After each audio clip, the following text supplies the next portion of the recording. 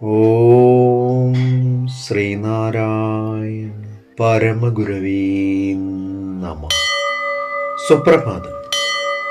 1812 ദിവസമായ ഇന്ന് 2026 മെയ് മാസം 1 വെള്ളിയാഴ്ച, 1201 ആണ്ട് മേടമാസം 18 ഗുരുവചനങ്ങളിലൂടെ ത്യാഗം വേണം, അപ്പോൾ കർമ്മം ശരിയാകും, ധൈര്യം ഉണ്ടാകും, മരിക്കുവാൻ കൂടി ഭയമുണ്ടാവില്ല. ത്യാഗികൾക്ക് മരണത്തെ ഒരു ഭയവുമില്ല. അവരാണ് ശരിയായ മനുഷ്യർ. ശ്രീനാരായണ ഗുരുദേവൻ. ശ്രീ നടരാജ ഗുരു എഴുതിയ ഗുരുവരുകൾ എന്ന പുസ്തകത്തിൽ ദക്ഷിണ ഭാരതത്തിലെ 3 ഗുരുക്കന്മാർ എന്ന് വിവരിക്കുന്നതിന്റെ 21 ഭാഗമാണ് ഇന്ന് അവതരിപ്പിക്കുന്നത്. കുടുംബ ജീവിതത്തിലെയും സാമൂഹ്യ ജീവിതത്തിലെയും ഒഴിച്ചുകൂടാനാവാത്ത ആവശ്യകതകളാണ് ക്രമേണ ഈ മാറ്റം വരുത്തിയത്.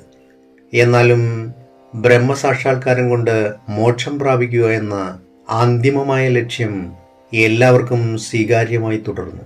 അതേസമയം വേദങ്ങളെ അവർക്ക് അംഗീകരിക്കേണ്ടിയും വന്നു.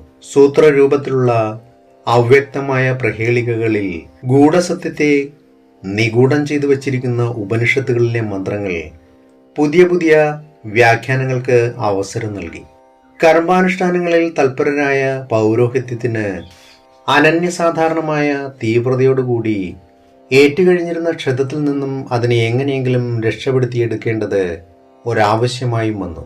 അങ്ങനെയാണ് രാമാനുചാര്യരും മധ്വാചാര്യരും ഈ ആവശ്യങ്ങൾക്ക് അനുയോജ്യമായ ഭാവഭേദങ്ങൾ ഗുരുവരുളിന്റെ രൂപത്തിൽ കൈവരുത്തിയത്.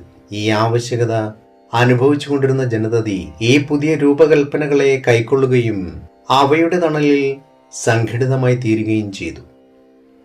ഏവർക്കും നന്മ നിറഞ്ഞൊരു സുദിനമായിരിക്കട്ടെ എന്ന് ആശംസിച്ചുകൊണ്ട് നിർത്തുന്നു. നന്ദി, നമസ്കാരം. ഗുരുധർമ്മം ജയിക്കട്ടെ. ശബ്ദം നൽകിയത് സുജീഷ് മഹേശ്വരി.